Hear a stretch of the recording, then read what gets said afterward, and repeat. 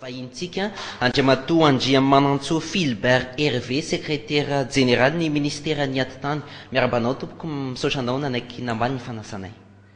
Miarabanao mambahoaka fetrany aina dia miaraba ny mpanaraka nyty vaovao eto amin'ny Viva événement tiako ny tenako. Vahintsika faharoa Andriamatoa Patrick Rarimanana, technicianina ny fifidianana efa mpikambana atao amin'ny KMF Knoe, candidat ihany koa tamin'ny fifidianana filoham-pirenena farany teo, ary amin'izao fotoan'izao dia miaradia amin'ny mapara ao anatin'ny fanomanana ny fifidianana. Miarabanao tonga soa anatin'ny fampahalalam-baovao. Dia miaraba tsika ihany koa fetra, ary miaraba ihany koa ny technicianina tsika mpanaraka, ary indrindra ny invité secrétaire général ministère de l'Intérieur. Eny ary roso amin'ny adefitra isika ny fantaniana tena manidikitika ny sain'ny mpanara-baovao amin'izao dia ny hoe volana aprily tsika 20 aprily azo lazaina ve fa hisy ny fifidianana Andriamatoa secrétaire général ny ministère. Mazava ho azy tokoa moa zany fa raha eo amin'ny fandaminana hatramin'izao aloha dia azo heverina hoe tratra avokoa ireo pitsopitso isan-karazany mikasika ny fanomanana ny fifidianana hatreto, ary dia heverina fa tsy sarasalara zany ny ilazana fa misy ny fifidianana amin'ny faharaiky amin'ny telopolo ny volana jolay ho avy izao. Ny olom-pirenena tsotra Andriamatoa secrétaire général na raha tsika teo mbola misalasala, mbola tena miayasy mihoronana hoe izy tokoa hoe fifidianana io misy aza tsy manantena misy iny akory. Raha ohatra zany ataontsika hoe eo amin'ny fanomanana teknika dia zaraiko anankiroa mazava tsara angamba ny fanomanana ny fifidianana. Eo aloha voalohany indrindra ny fametrahana andreo ataontsika hoe didy aman-dalàna mifehy ny fifidianana, dia ny dingana faharoa dia eo amin'ny fanomanana ara-teknika na ataontsika hoe organisation matérielle ny fifidianana. Ka raha le andininy voalohany mikasika ny fametrahana andreo didy aman-dalàna mifehy ny fifidianana sy ny pitsopitsony rehetra mikasika an'izay ataontsika hoe cadre juridique mikasika ny fifidianana izay dia efa feno avokoa ahafahantsika manatanteraka tsakany sy andavany ny fifidianana. Eo amin'ny organisation matérielle ny fifidianana indray zay ny senita moa no tena mikarakara azy. Resantsika aloha ny mikasika an'izay tandrify ny ministère ny atitany. Fa eo amin'le fandaminana ankapobeny fifidianana mantsy na le organisation matérielle aloha zany dia ataoko hoe tiako ampahafantarina kely fotsiny le zavatra efa nataondry zareo ilazana hoe miroso ao anatin'le calendrier électoral tsara satria ny fandofanana sy ny fametrahana an'ireo OVEC manerana ny distrika 700 manerana Madagasikara dia efa totosa avokoa. Dika zany dia hoe ireo zao ny rafitra tena ilaitsika amin'izao fotoan'izao amin'ny fametrahan'ireo mpilatsaka fidiana ny antoto taratasy ahafahan'izy ireo mandray anjara amin'izay fifidianana izay amin'ny faraiky amin'ny telopolo ny volana jolay, ary tsy voaela fa omaly fa 15 ny volana aprily no namaranantsika ny ataontsika hoe arrêtage définitif ny lisy mpifidianana araky ny voalaza ny code électoral atsika moa zany na fehezan-dalàna momba ny fifidianana atsika dia hoe faranana amin'ny 15 ny volana avril ny lisy mpifidianana, ary io no hoentina manatsosa ny fifidianana. Irantsika lalindala izay lafiny teknika izay Andriamatoa secrétaire général rehefa avy eo fa isan'ny nampiasa ny sainy maro ny amin'ny hoe tsy mbola fantatra ny isan'ny mpanolo-tsaina sy ny sisa ny avy amin'ny fitondram-panjakana mahita hoe miroso tsara ny fanomanana sy ny fikarakarana ny fifidianana. Manahoana ny fahitanareo teknisiana sady amin'ny antoko politika ny fikarakarana ny fifidianana? Misaotra amin'le fanontaniana, ary tia metraka fanontaniana ihany koa moa amin'ny secrétaire général satria tsara ho fantatry ny mpijery fa zany secrétaire général zany izy moa afaka nazava fa zany numéro 2 ao amin'ny ministère de l'Intérieur. Raha tsy diso ahako dia directeur an'le législation ihany koa ianao, zany hoe manatrika antsika eto zany ny olona tompony nanao ny lalàna rehetrarehetra mikasika an'io décentralisation io. sy ny resaka fifidianana tsara zany anamarinana an'izay a mba afahantsika mahafantatra hoe atraizany alehibeany ary zay ny isorako anao a amin'ilay izy za tia metraka hoe tsika tanora ianao moa amin'ny herinandro raha tsy diso ahako a feno 9 taona arabainy aloha fa ozy aho hoe zay ny version officielle fa mba tiako fantatra inona le tena version zava-misy amin'izao fotoana izao a fa azafahana nalainga ny olona nareo ve mahita zany hoe tsy tomombana na tsy mandeha tsara ny fifidianana tsika 30 taona nanaovako fifidianana tsy hainao mihitsy no hoe manahirana ahako za efa candidat présidentiel ny pitsopitsony rehetrarehetra misy foana zany misy foana ny olana voalazanao teo ny hoe efa mipetraka daholo ny zavatra rehetra aleoko mihitsy ary miteny hoe mbola misy tsy milamina ny vahoaka malagasy ohatra fotsiny le resaka hoe arrêté teo tsika voaniditra teo moa dia mbola nanontany anao aho hoe efa nivoaka ave le arrêté mamaritra nisan'ny candidat conseiller any amin'ny commune rehetra mety efa vita nga amin'izay nefa miankina amin'izay ihany koa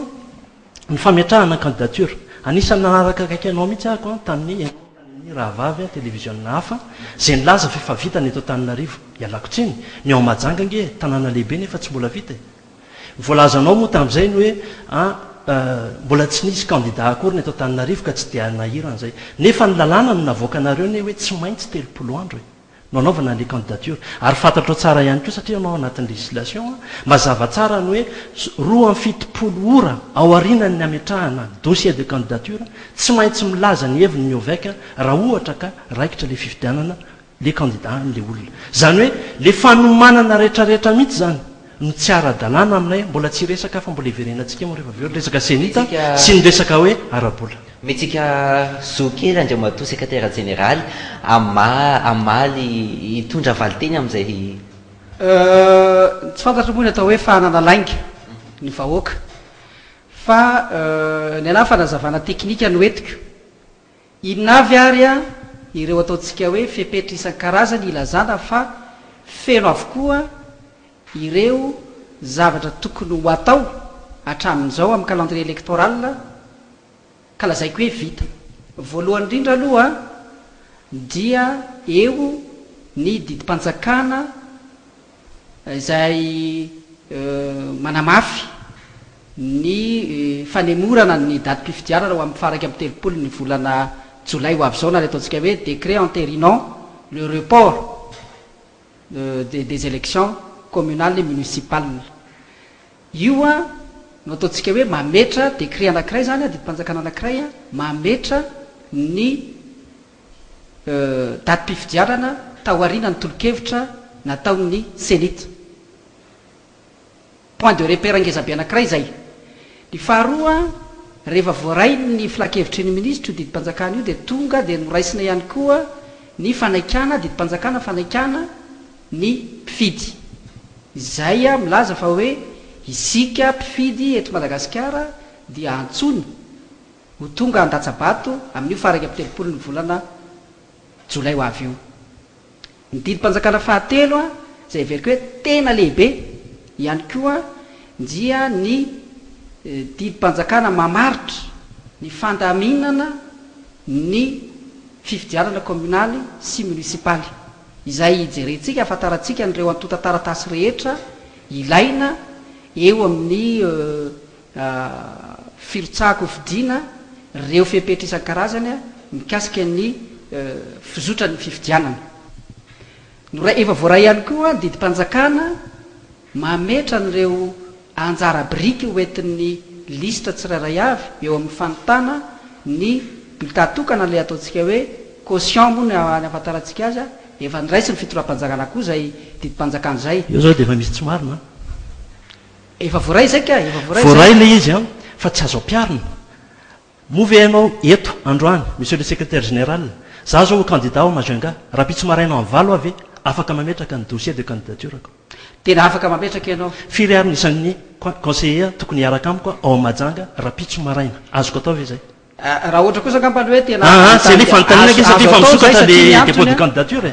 nilazako azy hoe azo mbola tsy fantatra koa re firy ary no caution satria miankina amin'le isan'ny mponina zay mbola pararete no moka azy ka zay nylazaiko hoe oakotsika tsy amahana lainge raha pitso maraina mivalo ve za eny sa tsy afaka mametraka ny candidature koa ao amajano ono andriamato andria manantso Philbert Hervé raisiko amin'izay resaka andriamato Patrick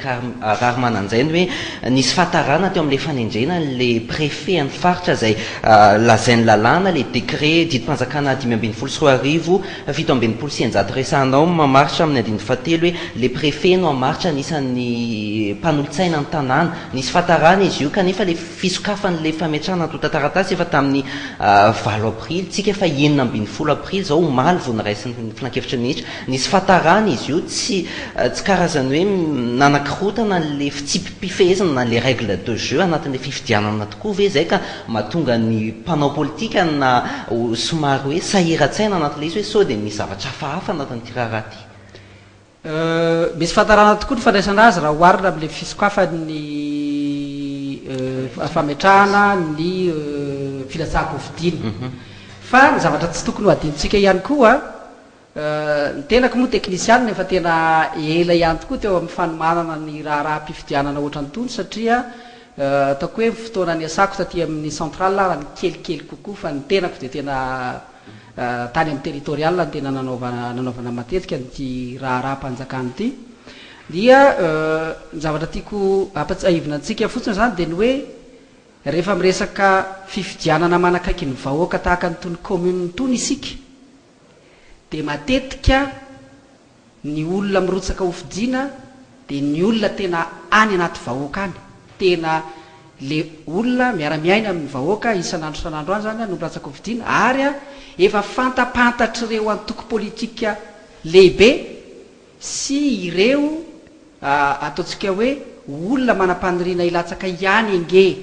ny isan'ny mpanolotsaina hofidiana satria io dia efa voalaza ao anatin'le lalàna 2014 020 efa voalaza ao zany io hoe izao avy no fomba fikajiana ny isan'ny mpanolotsaina ao dia voalaza ao anatin'io lalàna io mihitsy zany fa hoe raha ohatra ka commune rural izy raha mihoatra ny ray alina ny ponina dia fito ny mpanolotsaina lalàna no miteny an'izay tsy mbola mila arrêté manamafy am'izay zay le farahamafisany nefa zay arrêté zay mbola tsy miraisina za moa tsy te hivalapatra am'izay fazafady moa za ohatra ty mitsainiko kely satria tsy de tiako zany le resaka hoe manao resabe am'le izy ny anay ange tsy olana aminay raha ohatra ka hoe hiteninareo hoe tsy tratra le eto fa aembotra antsika kely mety tsy mampiova ny datan'ny fifidianana ange zany raha ohatra ka tsy maintsy hoe ho tazomina ny datan'ny fifidianana fa ny anay tianay apetraka dia hoe rehefa tsy araka le izy ovao fotsiny décret ny raisinareo azonareo ovaina décret vaovao iny nge miova fa mba harao ny lalàna zavatra mampalahelo kely ange eto moa ianao milaza fa hoe efa elany teo nde ataoko hoe tsy na fa tia copie-coller anareo ty nge ny mahatonga an'io e raisiko zao eto masoko eto le décret 2015 365 zay mbola milaza eto hoe vu la constitution, vu le décret, chef de gouvernement de la transition. Asa namba tsikaritra io. Ianao no nanolotra an'io didy aman-dalàna io, ary lany io tany amin'ny décret. Zany hoe tsisy namaky zany io. Ny ainga avy any aminao, hatrany amin'ny secrétaire, ka hatrany amin'ny président de la République, zay manao soniany io, chef de gouvernement de la transition. Andriamato Rarmana niverenantsika le lafin'ny fifidianana io ny tena zany hoe mbola anatin'ny transition zany ny eritreritrareo. Io ny tena ny fifidianana niverenantsika le lafin'ny fifidianana Andriamato Patrick Rarmana satria io ny tena mitana ny sain'ny mpanaraboavao niteraka inona ho anareo antoko na vondrona antoko politika zay te handrotsaka candidat ho fidiana be ny tanàna sy mpanolotsaina ny tanàna le fisinyty fahatarana ohatra tamin'ny fanendrena ny préfet any faritra ity zao nge ny tsara ho fantatra so dia kosa hoe filambaniny avy aminareo le izy hoe azo eritreretina raha ohatra ka ivelany fotsiny hoe filambaniny fa zao no azadino mitovy mihitsy ny andraikitritsika raha asa ny resahana satria za mba teknisiana ihany koa ny andraikitry moa amin'izao fotoana zao mikirakira zany ny informatika rehetra miaraka amin'ny mampara zay efa nataoko zay tamin'ny fifidianana filoham-pirenena sy ny solombavam-bahoaka zay mitoy amin'izao ianareo dia mikarakara 3 sy 9 commune izahay koa mba mikarakara 3 sy 9 commune raha misy baditra alefa anareo any ny nareo nge efa lasy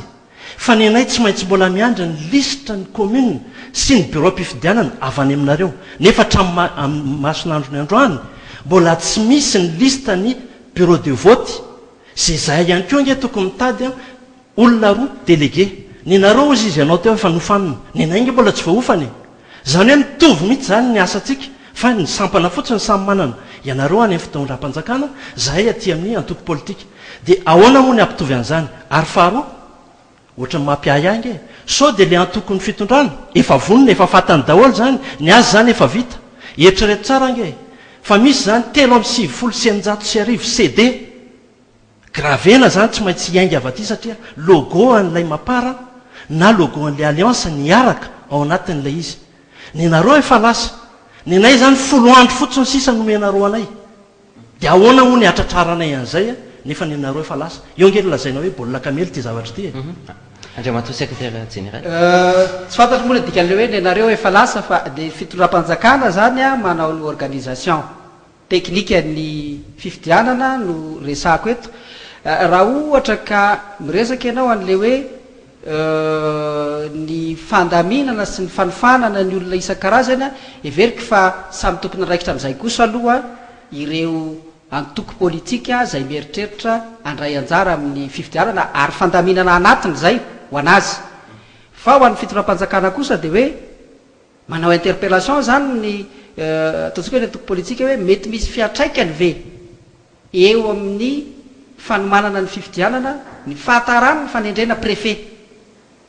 ina aloha nyresahanao eo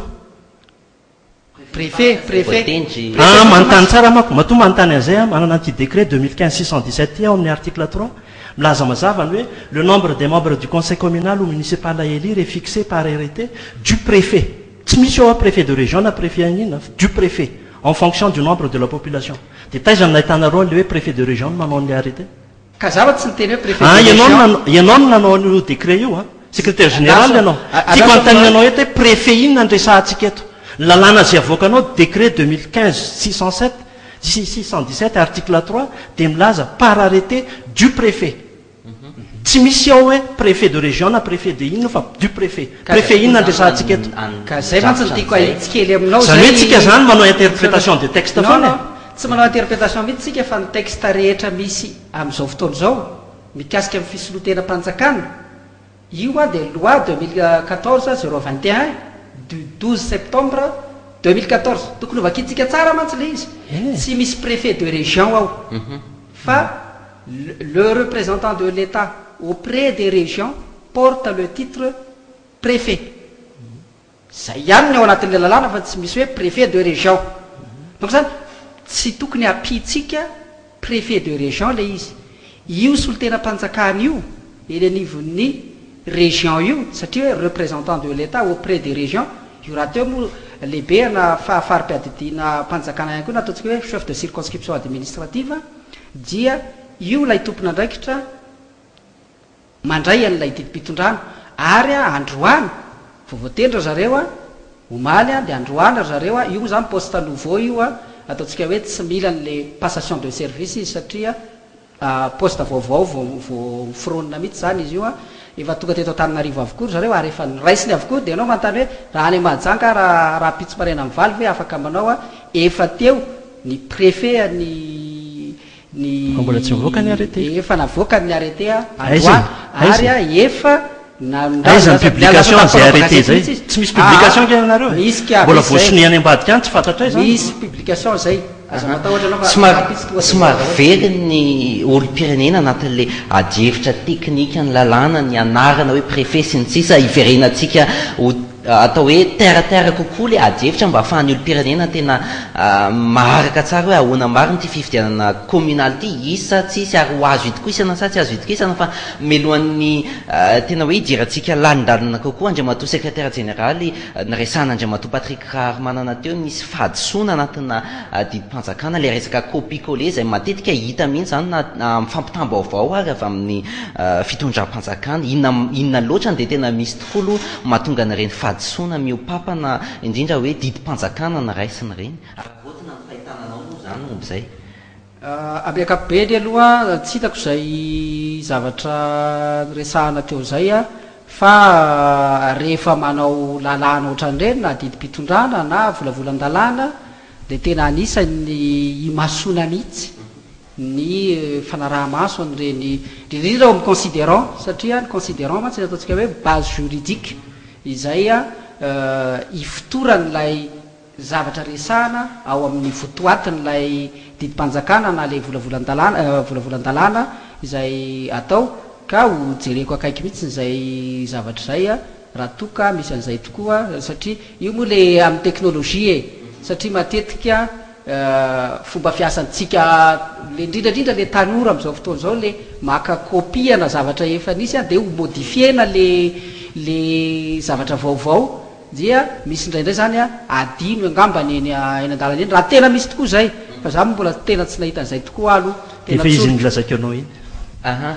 ny commune anaty lalam-panorenana dia hoe fototry ny fampandrosoana fototry ny fampandrosoana eny fotony ary tsika mitady fampandrosoana ao anatin'izay naresahanao teo andriamatoa secrétaire général ny amin'ny tafapetraka daholo ireo lalàna isantsokajiny ifeny fifidianana naresahan'andriamatoa Patrick Rarmanana teo ihany koa ny hoe le fifidianana le pitsipisiny teknika mbola be dia be ny tsy fantatra ny olo-pirenena tsotra hitatsika tamin'ny anina teo tena tsy mahafantatra mihitsy hoe ahoana zany scrutin de liste hiatrehana ny fifidianana communal zany tsika nefa zao efa volana arabola ary mbola tsy fantatra ny arabola ary mbola olana fa le pitsipisiny teknika mihitsy hoe tena betsaka amin'ny olo-pirenena tsy mahafantatra n'le tokony ho atao tokoa amin'izay fifidianan'izay raha ny ataontsika hoe traika efa ny malagasy eo amin'ny fanaovana fifidianana lisitra aloha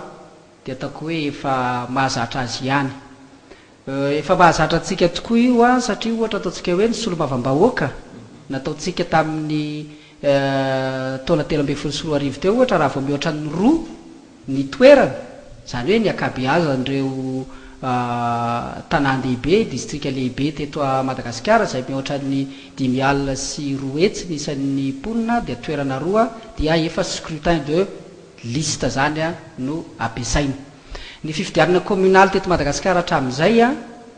na nanomboka tamin'ny 9 tamin'ny 7 ary tamin'ny 3 sy 4 sy ny 4 sy 7 sy 7 dia scrutin de liste foana no fidianana ny mpanolotsaina na dia niovaova raha teo nisy tonga dia niaraka tamin'ny mpanolotsaina ohatran'izao ny be ny tanàna misy ny fidiana manokana amin'ny scrutin uninominal na hoe olo-tokana no fidiana ka everiko zany fa anisany ataontsika hoe andraikitry ny fitondram-panjakana sy ny senita ary ny fiarahamon'ny pirenena ihany koa ny fanentanana ny olona amin'ny fampahafantarana n'izay didy aman'izay ary taoko hoe efa feno daholo zay izay fepetra rehetra zay dia efa hidina manomboko zao ny ministera sy ny senita fanjakana zany mahita hoe feno ny fepetra nareo mahita ve ny olo-pirenena ve mety vonina amin'ny fifidianana ity fantanina mipetraka ny olo-pirenena teo le risabola ohatra zahay zao anisany hoe ametraka ny fifidianana any amin'ny commune ray manontolo zany hoe ny 3 sy 9 mba manao kajikajy ohatra nareo manao kajy ihany koa izahay zany hoe raha mijery aho zao mikasika ny resaka hoe le caution le vola zao raha manao kajikajy tsotsotra fotsiny tsika satria eo amin'ny 3 hetsy ariary ny commune rural dia misy ihany koa ny efatretsy misy ny ambonin'izany raha ohatra zany ataontsika kajy tsotsotra fotsiny zay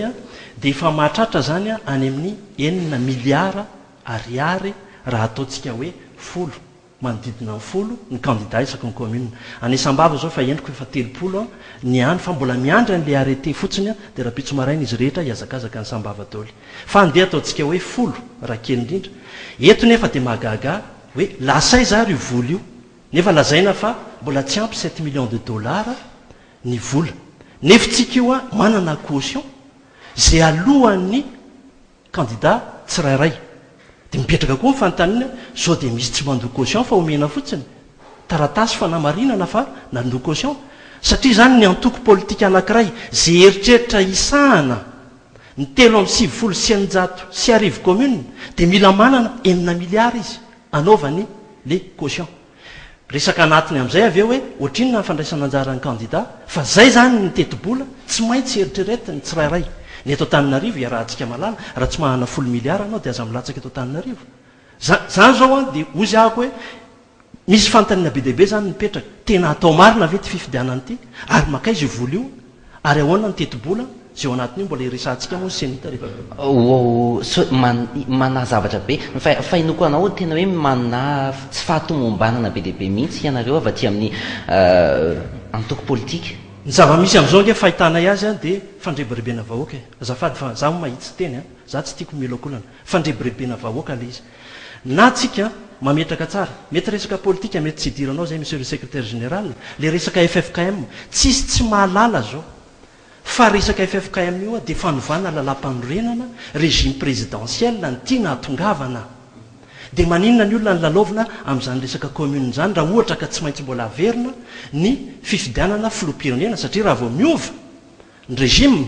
zao régime semi parlementaire fantatrao tsara mihitsy zany raha vao miova régime présidentiel fort dikan'izany rava le contrat ny fanaovan'ny vahoaka tamin'ny filoam-pirenena satria tsy zay ny mission nomena azy dia tsy maintsy averina daholo zany io misy ihany koa ny konikonina sy niketrika hoe hovaina lalam-panorenana zany hoe lalovina fotsiny ve zany ny vahoaka amin'ity resaka ity dia mody ny arreteno atao tara mody marobe zany zavatra ohatr'zany heritaona maherange no laza tadidiko tsara ny teninao ny hoe action pendante ozy izy ianao le en feuille de route no mbola tsy vita zany hoe ho atsika mpijery dia hoe vary mangatsika ny tetezamita no mbola tsy vita am'izao moa mbola chef de gouvernement de transition nitondrana roa azy a zay aloha ny lalàna efa lany io mbola ahitsinao angambzay fa mbola mipetraka ihany koa zao ny hoe comité électoral national indépendante pour la transition senita zay tsy ara-dalàna ihany koa zay mbola idiratsika zay rehefa aveo ary ho azavaiko inona ny tsy mahara-dalàna zay ary eo no ametrahako ny tsindro hoe sao de tetikady izy ty ka raha resy ny antokony mpitondra dia andeha hiantso any HCC zay tsy ara-dalàna koa ny HCC amin'izao fotoana zao dia ilaza hoe tsy ara-dalàna ny fifidianana iny faravao satria ny filohan'ny senita dia tsy manana zo na ny kely ary anao soni ny taratasy fanendrena noveka zany hoe le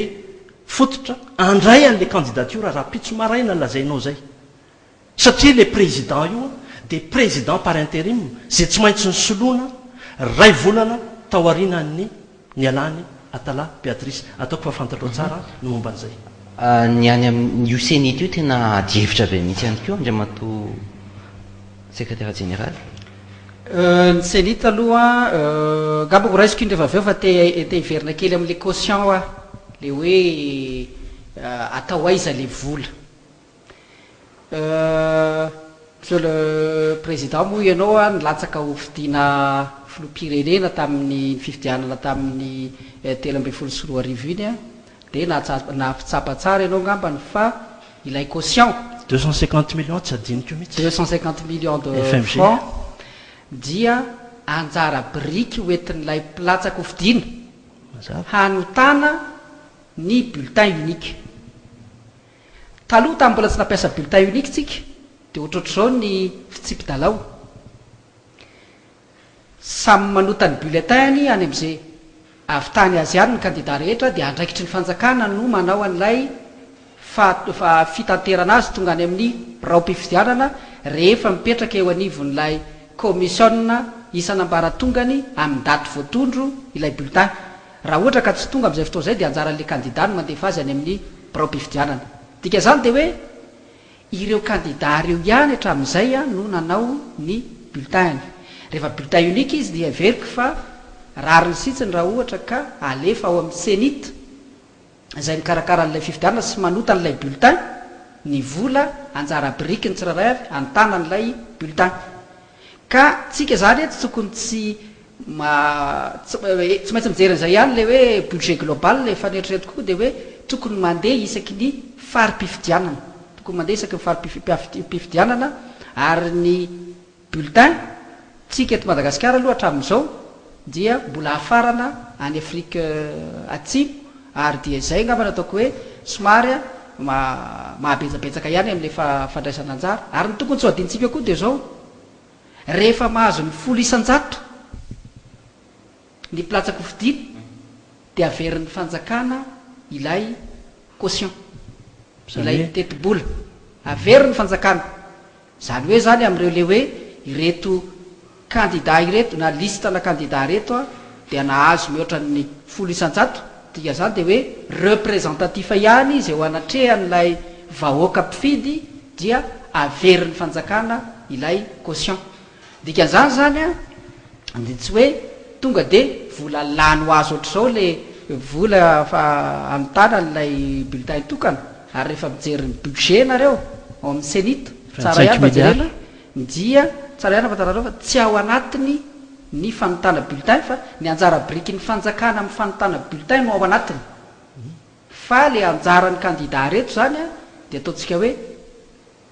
ambonin'lay netiny senita anampinany izy io mikasika ny senita fa mieno anao andriamatoa Andriamanantsoa Philbert dia matsapa hoe nareo ao ministera ny aty-tany no hoe ohatrany hoe nahavita ny anjaranareo fa tsy ohatrany tsy tonga ny am'le faritra na le commune zay tena isiany le fifidianana le fikarakarana sy le fanomanana rehefa mandeha manao fanadihadiana ny mpanao gazety iny amin'ny commune ohatrany tsy mbola hita taratra eny hoe misy fanomanana fifidianana iny na misy miresaka fifidianana ihany koa so dia mba nareo aty atapiny ihany no mahita hoe mizotra na mandeha zao fikarakarana fifidianana zao ny toromarika aloha zao a de efa tonga hatrany amin'ny lehibe ny district ary teny efa manomboka anao ny fanetanana sy fampahafantarana nireo didy amandalana isan-karazany mikasika ny fifidianana ireo lehibe ny district zay ataontsika hoe andraikitry ny fanjakana zay amin'ny lafiny anankiray fa araky ny teneniko teo hoe tsy ny fanjakana rery fa ny antoko politika zay mieritreritra ny andatsaka hofidiana dia manana andraikitra amin'izay ihany koa fiarahamon'ny pirenena mpanaramaso ny raharaha-pifidianana sy ny fanetanana ny le ataontsika hoe ny civisme dia manana andraikitra amin'izay ihany koa senité koa de tena manana andraikitra goavana amin'izay le hoe fampahafantarana ny olona ny pitsipitsy ny mikasika ny fifidianana io sy ny fizorany akapobeany ny fifidianana ary zay angely ataontsika hoe raha mahita angambinareo ny ministera ny atany sy fisara-pahefana de tena misokatra tanteraka amin'ny ataoko hoe ny mpanao gazety mba hahafahana mitatitra ihany koa an'izay fampahalalam-baovao mikasika ny fanomanana ny fifidianana zay a ary tsy nisy na fiainana mihitsy tao fa dia nangarara tanteraka mato secrétaire général mpanao gazety voafantana ihany fa tsy valabatra amin'izay a melohany teny iresantsika aloha le resaka senita isan'ny tena ahihany olona ny hoe sao dia mba politika ny antoko eo amin'ny fitondrana ity resaka fifidianana ity miahiahy ihany koa ny olotsotrany amin'ny hoe tena milalao an'le zava-misy ny antoko eo amin'ny fitondrana mba hahafahan'izy ireo maka tombon-dany amin'ny fanomanana ny fifidianana ainao andriamatoa Patrick Harmanana tsy eo amin'ny fitondrana nareo zao mahatsikaritra an'izay ve ianareo hoe misy tsy fitoviana tokoa eo amin'ny antoko eo amin'ny fitondrana ny HVM sy ianareo antoko hafa aty ivelany zany ake mazava io moa hatramin'izay ary zay foana angely hoe fanovana tiatsika hoe natao mba hoe tena aplamma tokony ary ratadidinao satria anao efa elany tao amin'ny ministère ny intérieur taloha no misahana ny fifidianana fa zay ny antony nanalana azy tao amin'ny ministère ny intérieur mba nanomezana azy an'le seni mba hahafahana misy an'izay le hoe fahaleovatena n'le seni zay nefa ny zava-misy amin'izao fotoan'izao fetra dia tsy mahaleo tena ange le seni satria ny vola rehetrarehetra dia ny fanjakana ny manome azy ohatra fotsiny resahanao teo tsy avy aminao le olana zay ozy any kajikajy teo efa any amin'ny 9 miliara ariary ny volan'le caution marina mety misy ho averina fa tsy zay 9 miliara zay no miverina ny azo ao tsy miverina le 250 millions tonga dia lasa mifanjakany iny na lany tao anatin'ilay bulletin satria za tsy nahazo an'le folo isanjatony ary tsy ho be dehibe ihany koa no azo an'izay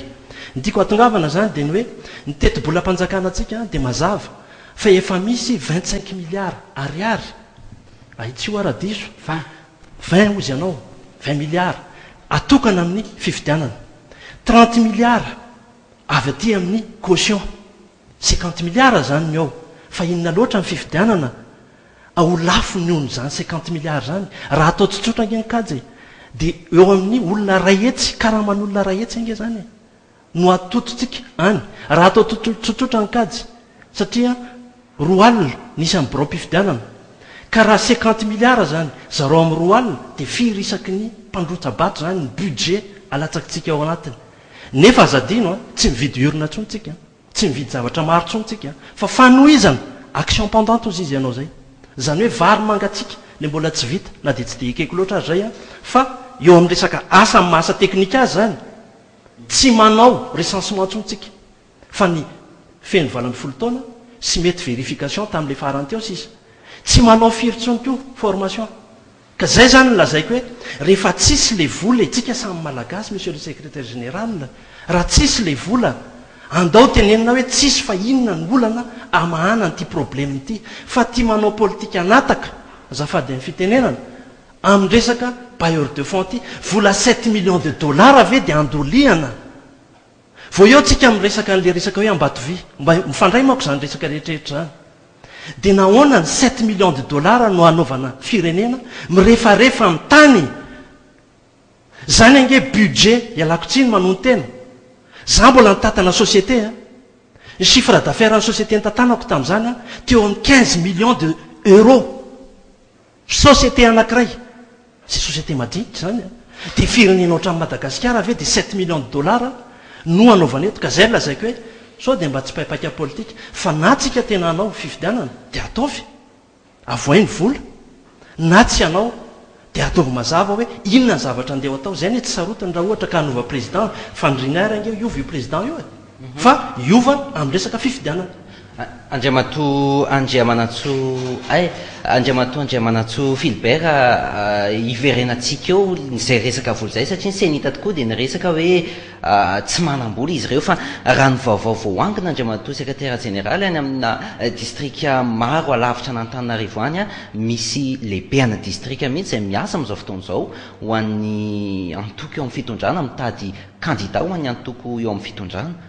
manahoana ny vaovao azonareo inona ny fepetra efa raisinareo amin'ireny lehibe ny distrika zay mampimenimenina ny olona ireny voalohany indrindra aloha ny lehibe ny distrika dia solotena-panjakana izy solotena-panjakana amin'ny maha solotena-panjakana zay dia voalohany indrindra aloha izy no miantoka ny tsy fomban'ny fitantanatra raha-panjakana lay ataontsika hoe neutralité de l'administration noho izany dia tsy asany andraiky ny mihitsiny ny mitady candidat na ho aniza na ho aniza na ho aniza na ho aniza dia tsy andraikitry ny lehibeany distrika zahay aloha mbola tsy nahazo tatitra momba dia lazaiko aminao zao eto ambany masoko eto misy fampiatsoana fiatsoana fivoriana avy amin'ny président ny fokotany anankiray zay ihany amin'ny faritry Fianaratsoa zay mampiasa mihitsy ny en-tête-ny ministère ny intérieur ary mampiasa ihany koa ny fitombokaseham-panjakana zay miantso ny olona rehetra ivory amin'ny fananganana ny antoko HVM ao amin'ny birao-panjakana omeko anao itaratasy eo rehefa avy eo raha mbola tsy hitanao fa ataoko fa efa mivoaka ny gazety ihany koa izy io satria zany isan'ny tsara ihany le information zany mipita ty amin'ny ministère ny atany satria zahay dia tsy misalasala mihitsy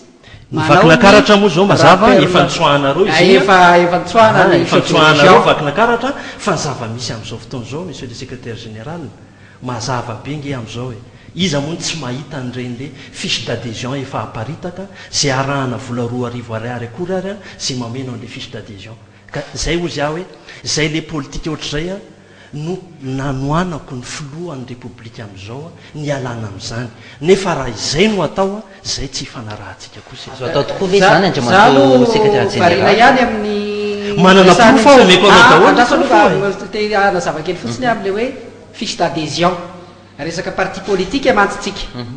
resaka parti politique fa parti politique tsy mampiasa ny chef de région ampanao an'izay zavatra zava-misy amin'izao fotoana zao ny chef de région mihitsy no manao ny entretien amin'ny embauche na candidat chef de région ary mazava be ny teny any hatrany amin'ny chef zapy raha vo resy ty région ty dia miala daholo lisany zany zao ny teny midina any mety tsy hofantatrao zany resaka politique zany ny anao any amin'ny technique fa zay ihany nefa satria zay ny zava-misy amin'izao fotoana zao te hitondra fanazavana kely ihany amin'le hoe fomba fiasany antoko politika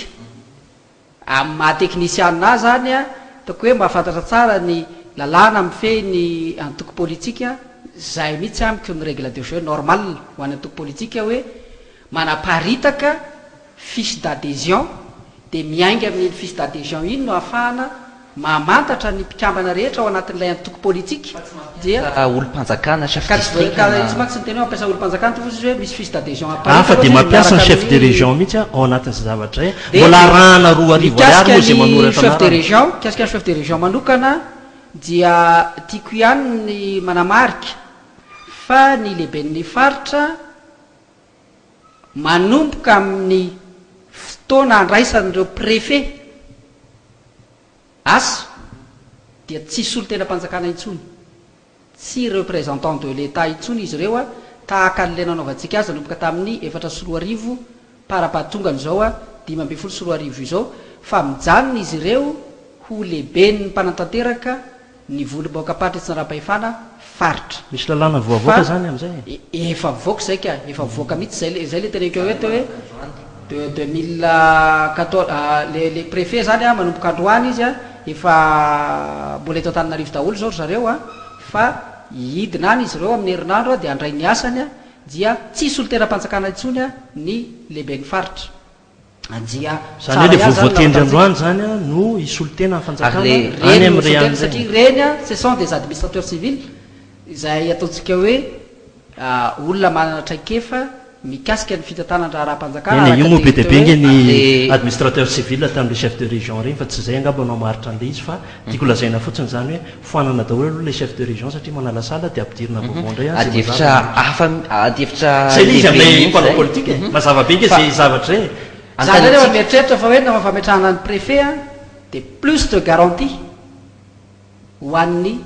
neutralité de l'administration. Zay nge nitadiavintsika. Dia zay zany no ataoko hoe tombony lehibe amin'ny fametrahana an'ireo, fa tsy tokony tonga dia hiatsika mbola tsy niasa akory le olona fa omaly ny voately zao izy nareo hoe soloana ny reto indray satria reto tsy mahomby, kanefany a ataontsika hoe fitondram-panjakana anankiray ihany a no nanendry an'ireo any anay nge ny olana eo aminay nge secrétaire général dia tsotra tsika manana lalam-pandrenana zay mazava tsara daholo ny firafitra ao anatin'izay, tsika tsy manaraka an'izay fa mitady artifisy foana any rehetrarehetra any. Ohatra fotsiny zao a be dia be ny candidat zao maire amin'izao fotoana zao matahotra ny tsy asabotsina mena moa dia efa lazainy izy hoe politika, tsy fantatra za tsy mahafantatra an'izay a, fa ny zava-misy matetika raha vo reny olo reny no milatsaka tonga ty amin'ny mampara ohatra dia tonga avy any ny antso be hoe mahazo elisana. Zay nge le toetra ozy zay hoe tokony amboariny, fa matetika tsika efa ao anatin'ny lalao tsika zao nge monsieur le secrétaire général efa ao anatin'ny fotoam-pifidianany satria efa nisokatra ny dépôt de candidature ao anatin'izay le fotoana zay a no manova arbitre nareo satria miova le chef de région ho lasa préfet. Tsy diso akory le préfet fa tokony natao aloha daholo ny rehetrarehetra, efa vonona tanteraka nitsoka sifflet ny arbitre miara amin'ny lalao ny rehetrarehetra dia mazava. Ahoana moa ny atokisanay anareo a ao anatin'ny lalao tsika ny but ataonareo lehibe ny anay a ny anareo ankelezinareo. Zay nge ny zava-misy amin'izao fotoana zao e, satria nareo ny manendry ny préfet dia kely ny but anareo, fa ny anay a alehibeazinareo a ny vola aty am-posinay za mbola takina. Za aloha dia teamerina ihany hoe ny préfet a dia tena tsy momba ny aty tsy momba ny arora fa tena tompona raiky mpanjakana inotsika zay ametraka an'izay mihitsy, ametraka an'izay le neutralité de l'administration zay, ary a firosotsika bebe kokoa makany amin'le réforme administrative na le hoe fanavaozana ny fitantanandraha raha mpanjakana amin'ny akapobeany. Ka ho hitantsika eo fomba fiasan'izy ireo moa fa voandroandro zareo no manomboka mandray asa dia veriko hoe tena hojerentsika arahantsika maso akaiky fa isy ny fivoarana eo amin'izay fitantanana secrétaire général na nesorina tamin'ny lehibe ny faritra azy le hoe fisolotenan'ny fanjakana ka le asa fitadiavana candidat nge fa vitan'le lehibe ny district zay be dia be ny vaovao avy any amin'ny faritra tonga milazan'izany hoe misy lehibe ny district tena mikaroka candidat ho an'ny fitondram-panjakana ohatra ny any Kongo ohatra nahazona vaovao mikasika an'izay. Izahay aloha eo ministère ny atasy fitsaram-pahefana dia mbola tsy nahazo an'izay vaovao zay, raha mahita proof izahay milaza fa ty misy lehibe ny district ny tongilana fa tsy nanaja n'ilay déontologie sy ny etika ny fisolotenan'ny fanjakana dia tsy maintsy mandray fepetra ny fitondram-panjakana amin'izay fotoana izay a, tahaka n'ireo fepetra efa niraisina tamin'ireo olona sasany a izay ataontsika hoe ny OPEF araky ny voalazanareo teo hoe efa nisy fepetra tokoa niraisin'ny fanjakana fa tsy hoe vazivazy na dia fantatra zao ara fa olona niara-niasa tamin'ny fitondrana le olona nanao an'ilay fahadisoana eo amin'ny lafy niaraka asa, ary zay zany a tsy hananakavana tsinona ny raha-pirenena ary indrindraindrindra ny fitantanana lafitany a dia tena saripady satria iankinan'ny filaminam-bahoaka amin'ny akapobeany a ka tsy azo anaovana vazivazy mihitsy io. telo amby 970 ireo commune hiatrehana fifidianana amin'ity taona ity nisy vaovao 470 izay raha tsy diso a nareo manahoana ny fiomananareo amin'ireny commune vaovao reny efa fantatrareo ve hoe reto avy le commune vaovao anana candidat amin'ireny commune vaovao reny ve ianareo le izy aloha fantatra zao a fa avy taty ministèren'ny intérieur moa zany nyvoan'le izy a fa tsara ihany koa ny alalantsika azy andiso ananga aby ianao raha iteny fa izy io a dia cadeau politique satria le commune vaovao tsara ny alalan'ny olona an'izany tsika samba mahana député a nareo angamba tsy mahana satria nareo tsy mahana HVM tsy mahana candidat fa nanana taty oriny fa mapara dia mazava ho tsara le izy fa ny tsara ho fantatritsika dia ny hoe nomena commune ray tsirairay nanindry azy ny député zany hoe samy milaza zany hoe ny anaty anara-tanàna anankiray tya no akariko ho commune dia zay ny nalefa tany amin'ny intérieur zay nalefa tany amin'ny HCC zay io validé io dia niteraka korotana tao amin'ny assemblée nationale tsy fantatro na heninao satria ny député zay manakaiky ny fitondrana dia nanendry commune maromaro fa ny taty akilany kosa tsy nanendry zany hoe eto amintsika zany na ny fahamaritana le délimitation any commune ary dia tsy makany amin'le resaka hoe fampandrosoana fa any amin'ny hoe ipatrika ilatsaka dia omena commune nakiray sitranea mba zay foana nikajikajy eto amintsika nefa iny mety tsy mahavelo tena akory iny commune iny na misy problème hafa iny commune iny ka tsy mahagaga mihitsy efa hatramin'ny andro ny portosy zay ny ilazako hoe fa 30 taona nanaovako an'ity fifidianana ity andriamatoa secrétaire général tamin'ny andro ny portosy ny zavatra iverina amin'izao fotaon'izao didijadona zany hoe napetraka mihitsy tamin'izany ny arema ny carte arema napetraka teo ambony ny carte électorale dia zay andreseny satria proportionnel au plus fort reste no fidinareo tsy hanao dainga zany nanina tsy natao au plus fort moyenne fa au plus fort reste ny narainareo ho atsika zany dia ny zava-misy amin'izao fotaon'izao zany mety misy koa le aya hoe nalaina ave ny carte ny HVM aiza izy matanjaka dia any no andefasana ny vato dia zay mahazo ambony ao no mahazo an'ilay commune satria tsy tokony ho adinitsika na mbola tsy vita tanteraka ary ny lalàna dia io commune io no lasa grands électeurs indray rapitso zany hoe zay mahazo any commune amin'izao zany iny momba le iverenantsika ny resaka politika hoe amiko misy zavatra tsy milamina eto amintsika satria le fifidianana filoham-pirenena mihitsy no anaram-bositra ka le olona nytoanana namadika an'le nanoana dia mikorotana ambony ambany ny fiainam-pirenena andriamatoa Andriamanantsoa Philbert Hervé tsy ho vesatra ho an'ny fanjakana tokoa ve ny nanomezana ny reto commune vaovao reto le commune 10 mahery kely teo ary sahirana mitady famatsim-bola sahirana mampiodina sy manao le asa famandroana nampiana vaovao indray izy reto ny fanapitsika commune 370 aloha dia tsy maintsy misy fiatraikany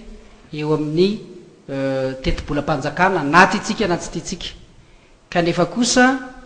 raha tadiditsika tsary ny volavolan-dalàna ny entina nanitsy an'le annexe tao amin'le 2014-020 iny a izay nolaniana teny amin'ny ateny mira-pirenena iny dia 70 ny tena natolotry ny gouvernemanta hoe 70 a kanefa ny a rehefa tena nandeha ny etaetan'ny solombavam-bahoaka dia tonga tamin'iny a tsy fampizarana fa tena etaeta zay ny zava-misy tany samy député manolotra olona ray zay ny zava-misy tany monsieur le secrétaire général fa anaporofokely aminao a hoe tsy mitombona loatra le resahanao hoe rehefa amin'ny olona pomba ny fitondrana ireo député pomba ny fitondrana dia natao maromaro ary rehefa tsy ampomba azy any akazo aby suda ohatra raha anisan'ny olona tena maherihery fiteny ao anatin'ny fivoriana ao amin'ny ateny mera-pirenena dia député nakazo aby tena mijoro amin'ny heviny tokoa telony anazy ny anakazo aby suda any amin'ny député any kongo resahanao teo zay raha tsy diso a président groupe parlementaire mapara angamba ny député atsika any kongo a dia anakirony anazy io nefa ny a dia tena na anakiray na anakiroa na anankitelo isaky donc zany tsy miankina velively amin'ny firehana politika fa tena fandaminana araky ny filan'ny vahoaka netiny solombavam-bahoaka ary izahay a eo anivon'ny ministère ny atany sy fitsirapahefana dia tena mametraka kosa aloha hoe solotena ny vahoaka ireo solombavam-bahoaka ireo ary tompo teny farany amin'ny fandaniana ny lalàna ka rehefa nyteny izy hoe ampio ohatr' zao ny eo aminay eo laniny zareo tao le izy a dia manaraka ny ministèrany rahana tablety kely ahoana ny amin'ireo commune 370 vaovao ireo ny fanomanana tsika ty mety mijery tahaka izao dia nareo miteny hoe mandeha tsara ny fanomanana sy ny fikarakarana ny any amin'ireo commune 370 ireo ve mahafantatra izy hoe inona ny fifidianana ho atao ny vonina ve so dia lasaka tontolo le hiatrehana ny fifidianana amin'ireo commune ireo na misy lalao politika mety maloto ihany koa tsisy atahorana aloha le izy satria raha ohatra ka nanaraka tsara tsika dia efa vita ao anatin'le didimpanjakana manasokajy ny commune ho commune rural sy commune urbaine ny fitsinjarana n'ireo fokotany rehetra ao anatin'ilay commune rehetra le 3,9 ireo zany dia efa ao anatiny ao daholo izy rehetrarehetra ary ny précaution ny raisitsika tamin'ity indray mitoraka ity dia ny hoe tsy manova isana fokotany mihitsy isika mba tsy hanovana ny isan'ny birao-pifidianana na ampiasaintsika tamin'ny fifidianana filoham-pirenena sy solombavambahoaka nitambatra tamin'ny faharoapolo ny volana desambra tamin'ny taona 12 sy 20 iny dia eto a zany dia efa te hanome toko sahady any monsieur le président eto hoe tsy misy zany a ny famoronana birao-pifidianana vaovao fa ny birao-pifidianana efa nisy hatramin'izay ihany a no hikarakarana fifidianana amin'ity communal ity dia everiko fa efa fantatry ny olona daholo a izay a birao-pifidianana nampiasaina taloha izay mianky fietra azafady miverina kely amin'ny resaka commune teo a apetrako zany le izy hoe tsara angely manitatra tsisy olan'izay fa miverina aty amin'le resaka hoe tena le fitsinjaram-pahefana mihitsy le amin'ny maha décentralisation azy satria androany tsika mety resaka teknika be fotsiny nresahana fifidianana sinsisy fa atao inona moa zany fifidianana zany ho tonga amin'inony zany ho tonga any amin'le hoe fandraisana ndraikitra feno an'le faritra ampandroso ny faritra misy azy nefa ny zava-misy zao eto fantatrao tsara mihitsy amin'ny article 197 tsika moa samy technicien aloako manome anao an'izay toe dia milaza tsara eto hoe la répartition des produits de la ristourne au taux de 1,4% prélèvement prévu par le code minier se fait comme suit de lazainy io zany hoe ianao no nanolotra n'io lalàna io satria io lalàna io tsy nisy niovana ny rainjey ohatran'iny ary tao amin'ny assemblée nationale ianao no nanolotra an'io zany hoe ianao zany nametraka ny hoe ray faingo efatra isanjatony fotsiny no an'ny Madagasikara amin'ny fitrandrahana ny arena akibony tany zay soratana mihitsy ao anatin'ny lalàna mamaritra ny décentralisation mampatahotra ange zany monsieur le secrétaire général 7 isanjatony zany amin'ny vahiny fa ray isanjatony any no atsika dia atao anatin'ny lalàna décentralisation mihitsy mba tsy hietsika nefa inona ny problème zao io omcherité io inona ny problème ny QMM inona ny problème ny faritra hafa fa itsika ihany zany mampahantra ny tena tsika hoe ray isanjatony ary ianao no nanoratra an'io tao elako tsiny manondra anao mialatsiny koa aloha fa tsika angamba rehefa manoratra lalàna technicianna ny tenako ianao ozy izy ianao technicianna dia misy le atao hoe cohérence inona tsy nanovana le code minier any makontinua atongavana satria manao référence zany hoe miala fotsiny ianao ama ministère ny intérieur anao a dia atsikinao any amin'inona le izy fa ianao no nanoratra maintsy asiana cohérence kosa aloha ny lalàna fa raha misy contradiction ny lalàna dia misy conflit de loi ndray fa azonao atao tsara mihitsy nanova n'ilay code minier raha sy kosa aloha anazavako azy hoe tsika izao manao réforme amin'ny code minier ary rehefa jerena ao anatin'io réforme ny code minier io a dia misy fanavaozana betsaka ary napetraka mihitsiny zay le hoe ohatry ny ahoana ny ahafahana miaro ny tombontsom-pirenena fa tsy maintsy apetraka amin'ny fotoanany daholo ny zavatra rehetra azonao natao référence fotsiny ny code minier anao fa tsy nisoratanao fa raha pito zany tsika raha hanova ny code minier tsy maintsy manova ihany keo an'ity loi ty satria nosoratanao mainty sy fotsy ao anatin'ny lalàna ny hoe ray faingo efatra isanjatony fotsiny no fananany Madagasikara fa ny 7 faingoen'ny isanjatony dia any vahiny. Ka io kosa aloha tsy hoe avy vahiny na hoe anina fa io le ristorina iza malagasy mavita manana ny mbola betsaka kosa ange vola alaina tsy ristorina fotsiny zay le ataoko hoe verina am'le voly zay antsika verina am'izay voly zay antsika raha ohatra zao mipetraka ny financement ny commune ny zavatra soratanao ato foana nijereko ny zavatra voalohany dia hoe fidiram-bola ny commune voalohany mihitsy licence d'alcool zany hoe atosika isototoka zany malagasy. Faharoa ny maison de nuit atosika azafady amin'ny fitenenana anao makorelina zany malagasy. Fahatelo loterie jeu zany hoe ny commune eto amintsika zany raha za zao ny maire dia tsy maintsy anao bara be deabe zany mba hidiram-bola, tsy maintsy anao an'ireny maison de nuit rehetrarehetra reny mba hidiram-bola, ary tsy maintsy anao loterie jeu ary mba hidiram-bola. Zany hoe ny olo koa zany dia lasa mamolava daholo. Zay ve le tena fampandrosoana amin'ny faritra tiatsika hiaviana. Ohatran'ny zay le hoe rehefa jerena am'le angle hafa mihitsy le izy dia miova mihitsy ny hevitry le lalàna. Raha ny tena marina ianao ve dia afaka hiteny koa sara ankehitriny fa tsy misy zany activité zany, tsy akana vola ve zany activité zany ho fampandrosoana ho fandraisan'ireo manao an'ireo misy zay fa tsy ressource principale fa ny anao am'izao fotoan'izao ny ressource principale licence d'alcool ka tsy izay kosa ny principal ao misy ny impôt ny principal amiko dia efa fixenao 1,4 non jereo tsara kosa aloha misy impôt synthétique ao, misy ny resaka tamberimbidy eo amin'ny vokatra isan-karazany eo, misy ny vokatry ny fananany commune ao anatiny ao fa tsy zay ihany fa nidika ny fametrahana nyreny pitsopitsonyreny kosa aloha dia hoe ireto misy activité fanao eo anivon'ny fiarahamonina, misy tsy zany namorona azy fa efa misy eo amin'ny fiarahamonina. Noho izany dia tsy maintsy angalana kosa aloha apahany ho fandraisana anjaran'izy ireo eo amin'ny fampandrosoana n'ilay commune. Ka everiko fa fanasiana hetra tompoko dia tafiditra ao anatin'ny ataoko hoe régularité an'ireny zay 80% miakatra ny ambony 20% miakatra fantatro tsara mihitsy anafa le ratio 80-20 mba hampifamadio kely namba samby 50-50 fa amitsika am'teny zao fetra 20 isanjatony budget de l'état dia aty amin'ny centrale dia ny 20 isanjatony ary zay le volonté politique président fokotany mandray 3 alina fotsiny zay le volonté politique dia ahoana moa tsy hampisy corruption anatin'izany zay le volonté politique zay le volonté politique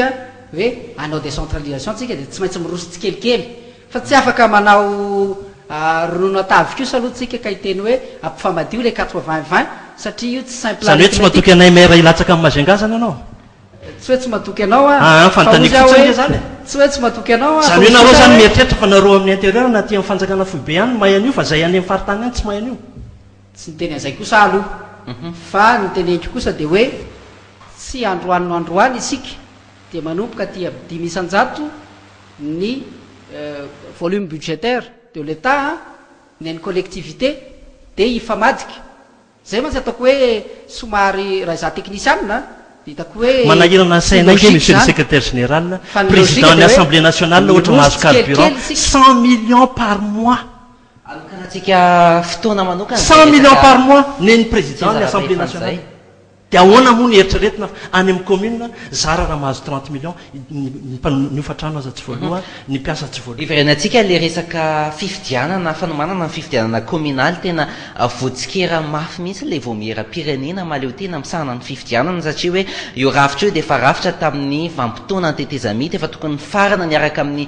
fifidianana filoha-pirenena ny asan'io rafitra io nareo mpanao politika isan'ny tena mitsikera mafy n'ity senita ity ny senita zay nylaza ihany koa mbola tsy ampy vola amin'izao mbola matoky an'ilay senita ave nareo ary mbola hiatrika ny fifidianana miaraka amin'io senita io efa voalazako teo moa aloha fa le senita dia tsy ara-dalàna amin'izao fotoan'izao comité national indépendant pour la transition iarahantsika malala tsara fa lay tondro zotra no nametraka ny teo zany hoe le feuille de route zany zay olona rehetra nanao sonita ao anatin'ny feuille de route zay no mpikambana feno ao anatin'ilay senita amintsika amin'teny zao efa vita ny fifidianana filoha-pirenena raha ny marina tokony nandray didim-panjakana ny filoam-pirenena nandrava n'ilay senita azony natao tsara mihitsy zany azony natao ihany koa nanafoana n'iny resaka tondrozotra iny fa hatramin'izao izy sady tsy mifoanany le tondrozotra tsy ny faranany ihany koa ny transition ny décret avoakantsika ary moa mbola chef de gouvernement pour la transition ataoko hoe fadisoana iny alako aminao sarotra zany ny atoky tiako atongavana amin'izay dia hoe misy lalàna mazava tsara ato a loi numéro 2012-004 fantatry monsieur le secrétaire général tsara zay milaza mazava ao amin'ny andiny ny faharoa amin'ny B-fapolo en cas d'empêchement définitif ou de vacances de poste du président le vice-président le plus âgé le remplace provisoirement dans ses fonctions. Zava-dehibe, il est pourvu au poste vacant conformément aux dispositions des articles 30 et 40 dans les 30 jours qui suivent la vacance. Zany hoe vao voatendry ministre zany ramatoa filoha teo aloha senita Atala Beatrice vao voatendry ministre ny raharambahiny dia nandray ny toerany lay zoky olona tao amin'ny senita ary 30 andro nomeny lalàna tsy maintsy soloana io nefa niotritsika dikan'izay zavatra zay fantatro tsara mihitsy angamba raha ianao angamba ny teo satria anao administrateur fantatro tsara hoe mampatahotra zany satria na ny fikirakirana volam-panjakana azy dia efa tsy ara-dalàna tsony zany zao ny ataon'ny senita azo any anjehana azy zany zay ho fanodikodona mbola mpanjakana ny oveka zay izy no manao azy ny liste omaly no farana izy no manao soni ny famaranana ny lista raha tsy diso avy any aminy daholy zay rehetrarehetra zay ary izy no manao ihany koa hoe reto avy définitivement no candidat rehefa apakariny avy any amin'ny oveka nefa olona non qualité tsy manana qualité an'izay izy anisan'ny zavatra nyteneniko tany amin'ny senita zany satria za tsy mba manao nivavako aty aposiko za miteny niteneniko an'izay ny senita raha tianareo le président manaova fivoriana extraordinaire fotsiny dia atendreo izy zay nge tsy miditra anatin'izany fa inareo ihany manendra azy fa maninona ny tsy atao zany any ange le olana tsika mitantara lalàna foana eto ny vahoaka tiatsika anara-dalàna misy sazy akory ary raha hoe mangalabato fa nefa tsika mpitondra farany ambony ny tsy manara-dalàna sarotra ny atoky ity vomera aminay tsy mahatoky an'izany mihitsy zay fa ozy zay hoe avereno araky ny tokony ho izy ny zavatra rehetra ataovy milamina ny fifidianana tsisy manery atsika zay aty amin'ny mapara dia efa vonina tanteraka amin'ny resaka hoe fifidianana tsy anyny olana fa ny tsy tianay rehefa avy eo ho azonay indray le izy io dia hitovy tamin'ny 2013 indray ny zavatra hitranga zany hoe mbola hokorotana mihoatra lavitra noho izao satria tsy président ny république tokana fotsiny zany zao no problème fa ho 3 mera ka hoy za hoe rehefa tiatsika ilamina tsika nge mbola manana hatrany amin'ny octobre raha tiatsika ho vita amin'ity taona ty tsy hitako zany zay tsy maintsy hoe naembotra le izy dia naembotra herinandro tsy fantatro iny nandika an'le herinandro metsika anjara fitenenana andriamanitra secrétaire général marina fa tsy avy amin'ny senita ianao fa misolotena ny fanjakana ahoana tokoa ny hevitra ny fanjakana momba nyity voamera-pirenena ity satria tena efa hoe lany andro ary tsy atokisan'ny olona za manokana aloha dia mahita hoe ny senita amin'ny fifidianana communal raha ohatra ka namasy angla mba everiko ihany hoe anisan'ny zava-dehibe eo amin'ny fiainam-pirenena koa ny fitazonana ny atao hoe engagement international na le hoe ireo obligation antsika zany miohatra amin'ny ny communauté internationale satria azadinitsika fa tao anatin'ny feuille de route dia voalaza tao fa ny senita no tokony hanao ny fifidianana présidentielle législative ary communal rehefa mandinika an'io feuille de route io tsika zay ny mpanao politika malagasy ary reo atoky politika matanjaka amin'izao fotoana atsika miteny zao ny akamaroa dia tao anatin'io ataoko hoe fanasiavana ny feuille de route io rehefa nanao an'io zany tsika dia nahafantatra tsara za mieritrehitra satria tena olona misy mpanolontsaina matsilo maro tao manodidina an'ireny olona nanasony andreo reny dia mino an'izany aho hoe nahafantatra tsara hoe ny filoha-pirenena sy ny fifidianana sy lombavam-bahoaka no vita mialoha zany hoe tsy maintsy efa hanana filoam-pirenena isika vo iroso amin'ny fifidianana communaly sy municipaly raha izay logika izay kanefa dia mbola nysoratana atao anatin'ilay feuille de route ihany hoe anjaran'ny senita no manao ny fifidianana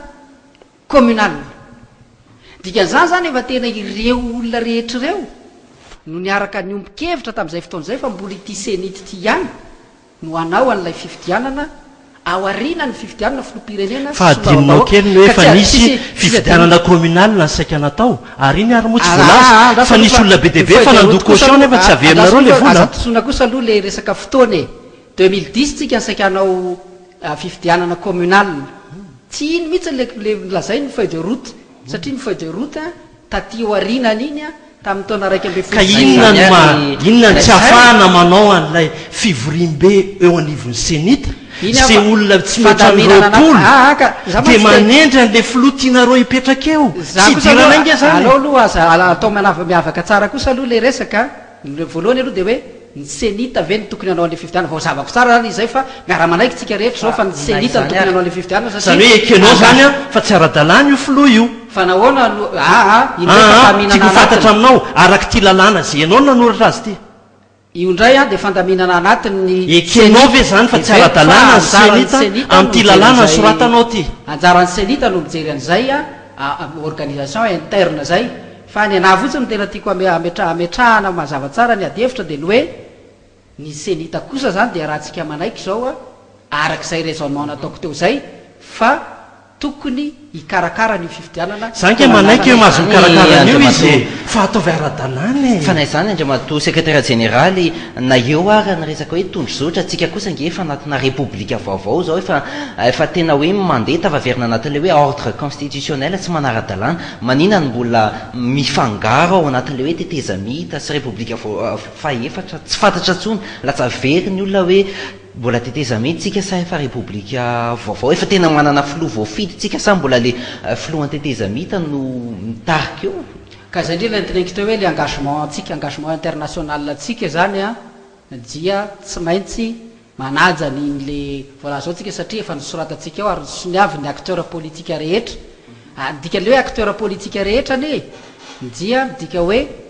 ny solotena ny malagasy ihany zany raha ohatra ka tena dirira satria ireo mpanao politika reo nataotsika hoe décideur politique eto amin'ny échiquier politique ihany ko efa tsy mareprésente ntsony le échiquier politique amin'izao satria efa législatif tsika raiky ambe folo nanao sy nitondro zotra zao efa vitsivitsy araka le fanadiadiana teo fa reo vitsivitsy reo kosa mbola ao anatin'ny senita ihany mbola ao ihany mbola misy olotenan'ny mapara ohatra mbola misy olotenan'ny tim ao ohatra tsisy maparo ka gambany arany tsisy maparo tsisy HVM tsisy vitatsika ao zany hoe tsy mireprésente le échiquier politique sy ny senita sao defa tokony hovana ny senita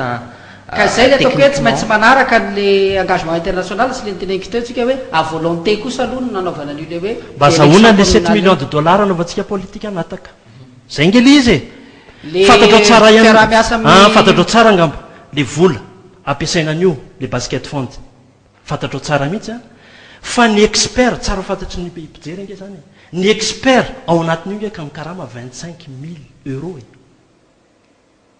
tsy ataoko amin'ny teny gasy satria manahirana be mimeno an'izany hoe efa tonga hatrany amin'ny 300 millions isam-bolana mikaramana dia nahoanitsika no angataka any dia omena azy ihany nefa lasa trosa babena rehefa aveo dia manoratra n'le 1,4 tsika mba ho fanekena an'izany 7 millions de dollars ave no anoratako 1,4%. Mamaraparantsika andriamato secrétaire général ty misy fantanina ray zay tena manitikitika ny mpijery nisy didim-panjakana zay nivoaka ny voalohan'ny volana aprily 524 720 miresaka amin'ny andiny 770 izy an'ireo filohan'ny délégation manokana hoe tsy afaka tokony mametra-pialana melohan'ny daty ny 9 aprily raha zany tsy afaka milatsaka ho vidina be ny tanàna ny apitso any afaka apitso ianareo ohatra nandray fepetra mifanohitra amin'izay inona marina tena marina zany momba nyreto filohan'ny délégation manokana na ny filoha-lefitra délégation manokana reto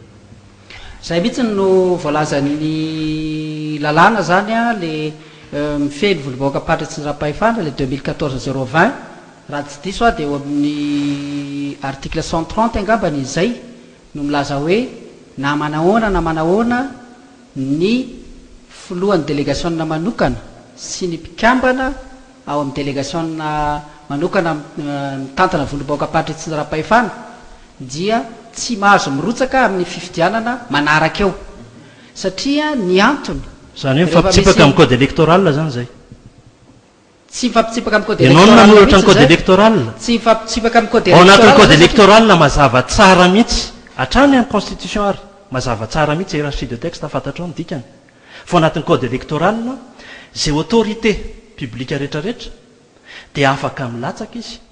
fa rehefa mivoaka ny liste définitive en candidature dia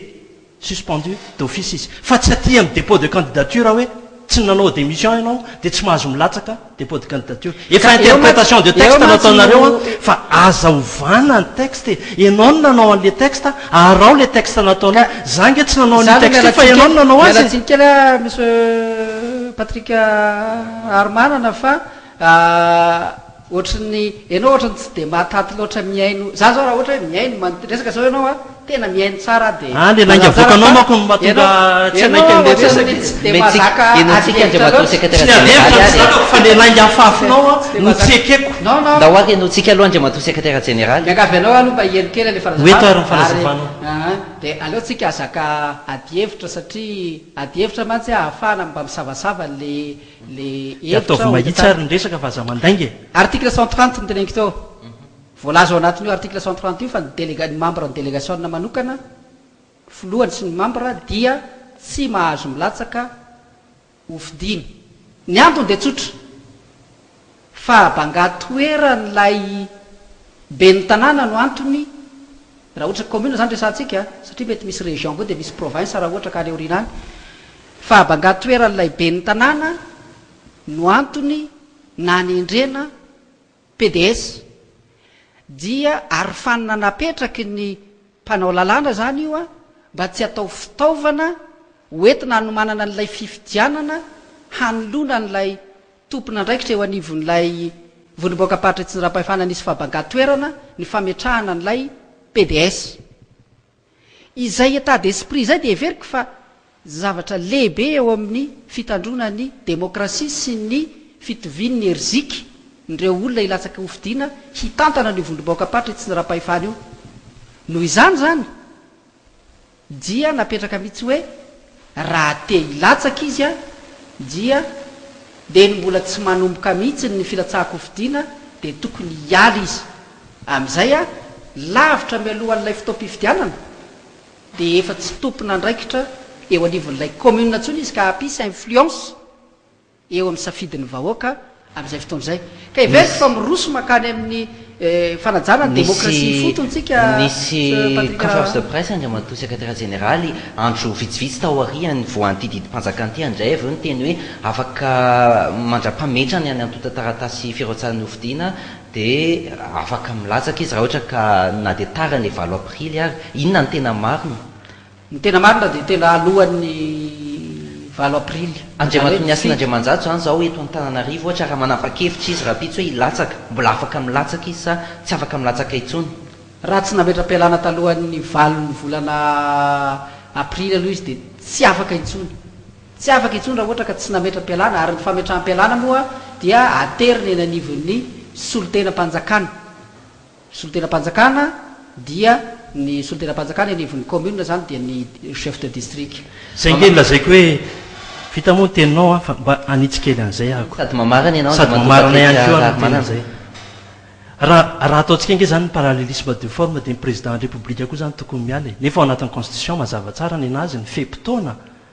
tsy maintsy ametrahan'ny fialana raha ohatra izy ka hilatsaka amin'ny deuxième mandahany ngamba ataoko fa ekenao zay ny lalam-pifidianantsika mazava tsara ihany koa ary nampiarina tamin'ny farany teo zay fantatritsika tsara angamba ny lalàna mpifidianana ka raha tiatsika no isy an'izay parallélisme de forme zay la intention anao nge tsara be fa ozy ahako hoe arao ny lalàna raha ohatra ka tsy tiatsika le lalàna dia ovao ny lalàna zay fotsiny angeny mahatonga amin'ny teny an'ity zavatra ity ny zavatra hitako mako amin'izao fotoan'izao amaranako azy ny afetra dia hoe ny fifidianana nisy an'lay hoe nini iny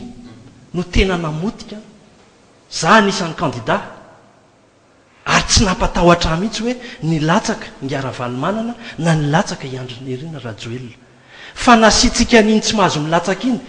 dia hatramin'le CES ary natao hoe CES 1 CES 2 fantatro tsara nga mandantara tamin'iny dia amin'izao fotoan'izao indray tsika mbola hipetraka izay anaram-bositra daholo anie za tsy manamaivana mihitsy an'le kandida rehetrarehetra fetra fa tsika tokony manao analizy politika telo amin'ny telopolo zay no nilatsaka dia tamin'ireo kandida telo amin'ny telopolo ireo hoe dia tsy nisy nanana tena hoe programa nahafinaritra fa tsisy ny fidininy vahoaka izay nandray tary amin'ny 0,40 ny 1% 2% daholo fa tonga dia mifanalavitra be ny olona ny toana ny andrinirina rajoelona sy ny olona ny toana ny ravalomanana satria ny olona mbola nieritreritra an'izay ady ny ravalomanana sy andrinirina rajoelona zay ny FFKM amin'izao fotoan'izao dia tady anao erreur angezabe ihany koa za manokana moa ahoana moa nandehanako amin'izany any amin'ny CCI zay andohavana 200 000 ariary nefa fampiavahana natao raha sakafo no any za mody ny atoandro dia mahavita sakafo fa nahoana no tonga amin'izany tsika savy aloha indray nofatrano nefa ny zava-misy amin'izao fotoan'izao dia makany amin'izay le hoe ovaina lalam-pandrenana dia raikitra indray nini zany hoe tsy iova mihitsy zany ny krizy eto amintsika eto ka zay no ametrahako ny hoe ty politika eto Madagasikara ty amin'izao fotoan'izao aloha mazava fa ngiara valomanana sy ngia hery rajonary mampianana no mitondra fanjakana amin'izao ka ozy aho hoe aza atao paipaika politika fa zahay vahoaka efa mijaly tsy zaka ny olona tsony zavatra atao fa aoka ny lalàna anao zaina isorako indrindra ianao niaraka ny adevitra na dia somary masitsika kely ary ahako ary misaotra ihany koa ny viva naiky ny vahiny andriamato secrétaire général sady mamarina ianao no misy fantaniana anankiray ty mikasika ny hoe maninona no mbola nandray fanapahan-kevitra napiato be ny tanàna anankiroa indray tsika herinandro vitsy lahy zay andro maromaro lahy zay na dia efa akaiky ary le fifidianana communal manaraka voalohany aloha ny antony fampiatoana be ny tanàna dia io dia tsy zavatra hoe vaovao akory fa efa voalaza ny didy amandalàna ihany io mifeny vonibaoka patritsy ny raha-pahefana rehefa hoe maranitsay zay midika fa mandeha foana ny raharaha-pirenena na dia eo aza ny raharaha-pifidianana tsy midika hoe rehefa mandeha ny raharaha-pifidianana dia makany amin'ny gaby raraka tsy kelikely tsika tsy zay mihitsy fa tsy maintsy hoe ampiarina ihany zany anapiarina mihitsy ireo didy amandalàna manan-kery ka rehefa ahitana soritra fiahiahina tsy fihetezana eo amin'ny lafin'ny fitantanana dia azon'ny ministry ny atitany sy ny fitsara-pahefana atao no mampiantona be ny tanàna mandritry ny raha ohatra kajy politika izy ny fahitako azy raha tena kajy politika dia jerena lehibe ny tanàna hoe mbola ilatsaka ve raha ilatsaka izy dia andrasana ilatsaka farafahelany amin'ny fahafitony volana mea tsy maintsy milatsaka izy dia soloana fotsiny satria démissionnaire d'office izy amin'izay fotoan'izay dia tsy misy le problème isan-karazany fa noho ny fanajana ny lalàna sy ny firosontsika makany amin'le hoe fitantanana ifotony na le gouvernance locale dia tsy maintsy mandray andreny fiapetreny ihany ny fitondram-panjakana ka rery zany zay moa teny mpiombenombeny hoe tsy manakana ny lehibe ny tanàna nampiantonina velively hirotsaka hofidiana indray ny fanaovany an'izay le fampiantonana azy dika zany zany mbola afaka mijery an'izay lalana anankiray zay izy raha mbola te hitantana ny tanàna mikasika ny tiako marinaka mamarana ihany mikasika ny fifidianana manakaiky ny vahoaka ohatra nytony fifidianana communal tony dia tena matetika mihitsy mafanafony olona ary maniry de maniry izy ny andray anjara mavitrika amin'io fifidianana io hanika somebiseby iny le afanampon'ny olona iny de miteraka fivezivezena vaovao isan-karazany mikasika ny fifidianana ka izay zany mahatonga amin'ny teny hoe eny anivony reny commune isan-karazany reny zao de tena efa mandeha ny ady hevitra mikasika an'io fifidianana io ka fantatry ny olona io ary tena miomana ny amin'izany a na ireo antoko politika rehetra na ireo candidat tsy miankina ihany koa lalay indépendant ka iveriko izany hoe le filazana hoe tsy de tena fantatry ny olona loatra ny fifidianana be ny tanàna ho ataontsika mifarika amin'ny telopolo ny volana jolay ho avy zao a de everiko hoe karazana vinavina-kevitra ihany fa ny tena marina de zay le fisina effervescence eny anivon'ny commune zay ka mirosotsika am'izay fandaminan'zay a ary a manantena ny ivoarany fahafanomanana ny fifidianana hatramin'izay faraka amin'ny telopolo volana jolay zay sotranao andra mato secrétaire général nanaiky namaly ny fanasanay teto amin'ny sampana fampalalam-baovaon'ny viva tamin'ity alina ity